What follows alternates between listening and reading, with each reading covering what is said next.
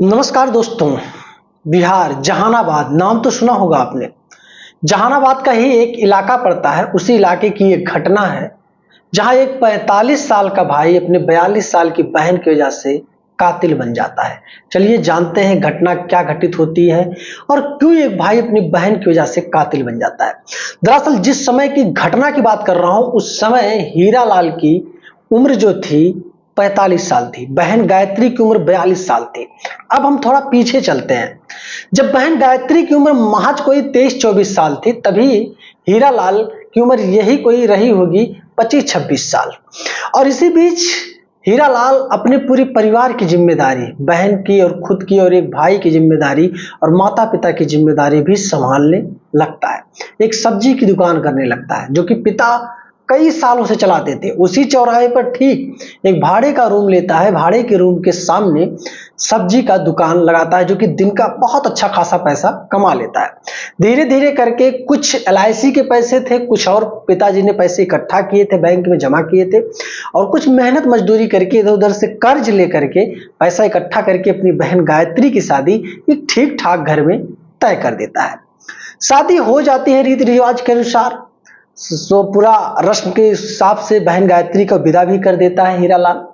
विदा करने के बाद अब हीरालाल को यह समझ में आ गया, चलो भाई बहुत बड़ी जिम्मेदारी थी जो मेरे सर से उतर गई। अब कुछ मतलब 7-8 महीने के बाद हीरालाल ने एक दूसरी लड़की से अपनी शादी कर ली, यानी कि एक लड़की को उसने पहले छोड़ दिया था जो कि शादी उस लड़की का चाल चलन या स्वभाव नहीं था, जिस वजह से हीरालाल को लड़की पसंद नहीं आई थी। इस वजह से हीरालाल की और उस लड़की से तलाक हो गया था। फिर बहन के शादी करने के ठीक 7 महीने के बाद हीरालाल ने अपनी दूसरी शादी कर ली। सब कुछ ठीक ठाक चल रहा था, हीरालाल भी अपना कमाई धमाई कर रहा था। सालों गुजर गए, साल नहीं कई साल गुजर गए। हीरालाल के संतान भी हुए, सब कुछ हुआ, परिवार भी ठीक ठाक चल रहा है। लेकिन जिस बहन की शादी उधार लेकर कर्ज लेकर धरा हुआ घर का रकम और पैसा लेकर शादी किया था हीरालाल ने बहन गायत्री की, उस बहन को आज तक कोई संतान नहीं पैदा हुआ। गायत्री के जो पति थे, गायत्री के जो सास ससुर थे, इन लोगों ने बहुत दवा इलाज कराई गायत्री की, लेकिन संतान नहीं हो रहा था। डॉक्टर के पास जब जाते तो डॉक्टर यही कहता सब कुछ नॉर्मल तो है, कोई दिक्कत तो है नहीं। गायत्री के पति का भी जब ट्रीटमेंट होता, चेकअप वगैरह होता, तो वहां पे भी डॉक्टर यही बताते ठीक ठाक तो है, कोई दिक्कत तो दोनों में नहीं लग रही है, बस अब ऊपर वाले की मर्जी है, ऊपर वाला जाने आखिर क्यों संतान आपको नहीं दे रहा है, बाकी कोई दिक्कत नहीं है, कोई दवा खाने की जरूरत नहीं है। जब गायत्री अपने भाई से, अपने माता पिता से सारी बातों का जिक्र करती है तो ये लोग बड़े उदास हो जाते हैं, क्योंकि शादी करने के बाद 2-4 साल में अगर कोई संतान ना पैदा हो किसी भी घर में, तो वहां बहू के ऊपर उंगलियां उठाने लगते हैं लोग। यहाँ की स्वयं का पति भी अपने पत्नी के ऊपर उंगलियां उठाने लगता है। बस गायत्री को ये चीज ठीक नहीं लग रहा था। गायत्री बहुत खोई खोई सी रहती थी। गायत्री अपने माँ से फोन पे बात करती तो रो रो कर यही कहती, माँ मैं क्या करूं, मुझे कुछ अच्छा नहीं लगता। हालांकि ये लोग ठीक ठाक है, कुछ कहते नहीं, कुछ दबाव नहीं बनाते, पीठ पीछे पता नहीं क्या कहते हैं मुझे नहीं पता, लेकिन मेरे मुंह पे कुछ कहते नहीं। माँ मैं कुछ दिन के लिए वहां आना चाहती हूँ तुम्हारे पास, और वहां कुछ ही सोखा संत तांत्रिक से दिखाओ, ऐसा कुछ, ऐसा तो नहीं किसी ने कर्तव्य वगैरह करवा दिया हो। औरतें भाई औरतें होती हैं, मान गई इस बात को कि हाँ हो सकता है किसी ने कर्तव्य किया हो। अब गायत्री अपने भाई हीरालाल के घर पहुंच जाती है। अब गायत्री अपने माँ से यही कहती है, माँ पिताजी से कहो कि कोई आसपास पड़ोस में कोई बढ़िया सोखा तांत्रिक हो, वहां दिखाऊं, आखिर हो सकता है कोई दिक्कत हो। उसके पिता कई सारे लोगों को जानते थे, गायत्री से बताते हैं कि इसी जगह पर जाओ और इसी जगह पर ऐसे ऐसी चीजें हैं, वो देख देगा, अगर कोई दिक्कत होगी तो सही हो जाएगी, तुमको घबराने की जरूरत नहीं है। गायत्री अपने ही घर के बगल से एक लड़के को कहती है, मुझे बाइक से फला जगह पे छोड़ दो और मैं फिर वहां जाऊंगी, फिर मैं जब फोन करूंगी तो मुझे आके रिसीव कर लेना, तुम्हें मैं खाने पीने के लिए कुछ 150 रुपया भी दे दूंगी। बगल का एक लड़का मोटरसाइकिल से गायत्री को उठाता है, ले जाकर उस तांत्रिक के पास छोड़ के चलाता है। तांत्रिक के पास नंबर लगा था, गायत्री का जब नंबर आता है, गायत्री ने अपनी पूरी बात उस तांत्रिक से बताई। तांत्रिक ने कहा कोई बात नहीं है, मैं तुमको कुछ भावुत कुछ चीजों को दे रहा हूं, इसको इस तरीके से तुम पूजा करना, इस तरीके से गले में पहन लेना, इस तरीके से कंटिन्यू करना लगातार 4-6 महीने तक, 4-4 दिन पे, 3-3 दिन पे मेरे पास आती रहना। पैसा मुझे नहीं चाहिए, जो तुम्हारी खुशी होगी वो मुझे देना। जब तुम्हारे घर में किलकारियां गूंज जाएंगी जो दिल में आएगा वो दे देना, लेकिन पहले से मुझे पैसा नहीं चाहिए।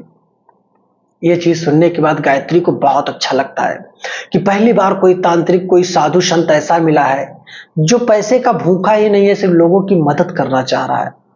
धीरे धीरे करके गायत्री अपने ही भाई यानी कि अपने ही मायके में वो रुक गई, और रुकने के बाद अब यहां से वो ट्रीटमेंट करवाना चाहती। जब गायत्री का पति गायत्री के पास फोन करता है कि काफी दिन हो गए तुम आ क्यों नहीं रही हो, तो गायत्री यही कहती है अपने पति से, मैं यहाँ कुछ काम में हूं और जल्द ही आ जाऊंगी, एक आध महीने का समय दो, मुझे वहां अच्छा नहीं लग रहा है, मेरा मन बहल जाएगा। गायत्री भी अपने पति से इस बात को झूठ बोलती है कि वो किसी तांत्रिक को दिखा रही है। धीरे धीरे करके एक दिन हीरालाल खुद अपनी बहन को लेकर जाता है। उस दिन साधु ने शाम को 7 बजे बुलाया था कि 7 बजे तुम चली आना, और यहाँ 1-2 घंटे पूजा पाठ चलेगा और उस समय मैं खाली रहूंगा, इसलिए अच्छे से पूजा पाठ कर दूंगा, और उसके बाद हो सकता है तुम्हें 1-2 बार और आना पड़े, उसके बाद ना आना पड़े। गायत्री अपने भाई से कहती है, भैया आज दुकान पे किसी लड़के को रख दो, आज तुम खुद साथ में चलो, क्योंकि जो बगल का लड़का जाता था वो आज है नहीं, और गांव में मैं ढिंढोरा नहीं पीटना चाहती, नहीं तो लोग तरह तरह की बातें कहेंगे, आज आप ही लेके मुझे चलो। उसका भाई कहता है ठीक है, मैं 7 बजे तक आ जाऊंगा, तुम तैयार रहना, मैं तुम्हें छोड़ दूंगा वहां पे। अब हीरालाल आता अपनी बहन को मोटरसाइकिल पे बैठा करके उस जगह पे ले जा करके तांत्रिक के पास छोड़ देता है। फिर वहां से गाड़ी घुमाकर वो दुकान की तरफ आने वाला था, लेकिन अचानक उसके दिमाग में ये आया, मेरी बहन हर तीसरे चौथे दिन आती है, यहाँ चल क्या रहा है, चलो मैं आज देखता हूं। अब वो रुक गया कि चलो 2 घंटे की बात है, आज दुकान ना ही सही, आज यहीं पे बैठ के मैं देख लेता हूं आखिर क्या गुल खिला रहा है ये तांत्रिक। हीरालाल आराम से बैठा हुआ था। उसके बाद इसकी बहन का नंबर आता है, तांत्रिक कमरे के अंदर बुलाता है और कहता है पूजा पाठ की रस्म है, इसमें तुम बुरा मत मानना, तुमको ये सारी चीजें करनी पड़ेगी। साधु एक चद्दर ओढ़ के तान के सोता है बिस्तर पर और कहता है इसी में तुम आओ, और कुछ चीजें जो कोई ना देख पाए, कोई भी ना देख पाए, वो इसी चद्दर के अंदर वो सारी चीजें मैं आपको बताऊंगा, सुनाऊंगा, उस चीजें तुम याद रखना, हर दिन उस चीज का जप करना। तरह तरह की चीजों को बताता है। ये सारी चीज हीरालाल स्वयं एक जंगले के रास्ते से देख रहा था। अब हीरालाल तो समझ नहीं पा रहा था कि आखिर ये चल क्या रहा है। धीरे धीरे करके हीरालाल तकरीबन आधे घंटे तक उसी तरह से खड़ा था और देख रहा था, और आधे घंटे तक वो तांत्रिक उस चद्दर के आड़ में उसकी बहन के साथ, गायत्री के साथ गलत काम कर रहा था। अब आधे घंटे हो गए, हीरालाल फिर बैठ गया। अब बैठकर बहुत दूर तक सोचने लगा। सोचने के बाद फिर देखने लगा तो बहन के मुंह को उदास देखा। बहन उस तांत्रिक का पैर भी छूने लगी। हीरालाल ये सारी चीजें देख रहा था, बड़ा अजीब उसको लग रहा था। बहन जैसे निकलती है, निकलने के बाद तुरंत हीरालाल तांत्रिक के पास घुस जाता, अपनी बहन को बुलाता है और अंदर से दरवाजा बंद कर लेता है और कहता है तांत्रिक से सच बताना, कर क्या रहे थे। तांत्रिक तरह तरह की बातें करने लगा, ये कर दूंगा, वो कर दूंगा, भूत हाँक दूंगा तुम्हारे ऊपर, ज्यादा बात मत करो। हीरालाल गुस्से में आकर उस तांत्रिक को 2-3 झापड़ मारता है। उसके बाद फिर पूछता है। तब उसकी बहन गायत्री ने कहा भैया आप बुरा मत मानिए, मैं आपको सच सच बता रहा हूं, मारिए मत आप, मैं सब कुछ आपको बता रही हूं। जिस तरीके जैसे ही बहन ने पूरी कांड के बारे में बताया, पूरी चीजों के बारे में बताया, किसी तरीके से वो तांत्रिक के यहाँ झाड़ फूंक के चक्कर में आती है और तांत्रिक लगातार कई बार इसकी बहन गायत्री के साथ गलत काम कर दिया है। अब हीरालाल इस बात को सुनने के बाद बहुत परेशान होता है, लेकिन गायत्री कहती है भैया मैं क्या करूं, मैं मजबूर हूं, मुझे संतान चाहिए, मुझे कीमत चाहे कुछ भी चुकानी पड़े। हीरालाल कहता है अपनी बहन से, गायत्री से, पागल है तू, तेरे पास दिमाग नहीं है, तू कहां यहां से चक्रों में फंस गई। मैं नहीं जानता था कि तू इतनी भोली है कि तुझे कुछ परवाह ही नहीं है, ऐसे ढोंगियों के सहारे पे तू आके फंस गई।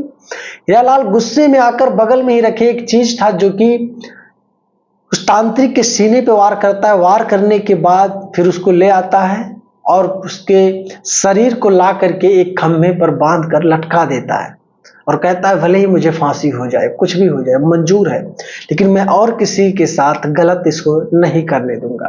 धीरे धीरे करके उस क्षेत्र में पूरी भीड़ इकट्ठा हो गई कि हीरालाल ने तांत्रिक को मार दिया, ये कर दिया, वो कर दिया। देखते ही देखते पुलिस पहुंचती है, हीरालाल को गिरफ्तार करती है और उसके बाद इसको कोर्ट में ले जाया जाता है। उसके बाद कोर्ट में हीरालाल के भी बयान लिए जाते हैं जज के सामने और बहन गायत्री के भी बयान लिए जाते हैं। बयानों को देखने के बाद कोर्ट ने हीरालाल को तो जेल भेज दिया, बाकी कुछ ही दिनों के बाद हीरालाल की जमानत भी मंजूर कर दी गई, क्योंकि हीरालाल ने अपनी बहन के सम्मान के खातिर ऐसा कुछ किया था, ना कि जानबूझकर किसी को परेशान और हैरान करने के लिए किया था। दोस्तों, आप कमेंट करके बताना, क्या हीरालाल ने अपनी बहन के सम्मान के खातिर जो कदम उठाया वो गलत था या सही? कमेंट जरूर करना। वीडियो पसंद आई है तो लाइक करना, चैनल पे नए हो तो सब्सक्राइब करना। मिलूंगा फिर कोई ऐसी ही कहानी को लेकर, तब तक के लिए जय हिंद।